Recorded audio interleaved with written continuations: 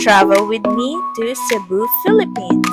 So we're on our way to Cebu from Manila. I mean we because I'm with my parents and with my brother. So this is our first time traveling together by plane. So yeah, here's what we did on our 4-day Cebu Bohol tour. For our day 1, after namin dumating sa airport ay dumiretso na kami sa aming hotel. So yung day 1 namin is hindi pa kasama dun sa package na in-avail ko. Yes, nag-travel agency kami. Kasi last time na nagpunta ako dito is DIY yung ginawa namin. Para less hassle sa amin, nag-book ako through travel agency. So tomorrow pa yung start ng aming day 1 sa aming tour. Kaya for today's video, wala mo ng tour na magaganap. Tamang pahinga lang muna dito sa hotel, ganun. Dito nga pala kami sa Sands Hotel at Rana, Cebu nagstay. Since yung accommodation namin today is hindi kasama sa package na in-avail ko, kinausap ko na lang yung travel agency namin na if pwede kung saan yung hotel accommodation namin na kasama sa package is dun na lang din kami dediretso galing airport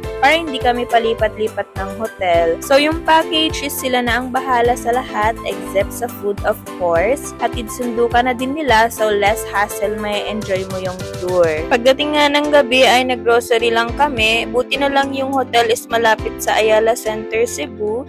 So this is the Ayala Center, Cebu at night. So ang ginawa namin dito is nag-grocery lang and naglibot-libot.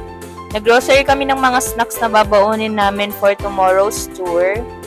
And dito na nga din pala kami nag-dinner. And then after dinner, nadaanan namin yung bilihan ng souvenir. Day 1 pa lang yan ha, pero si mama namimili na ng mga pasalubong. O diba? So that would be all for our day 1 here in Cebu.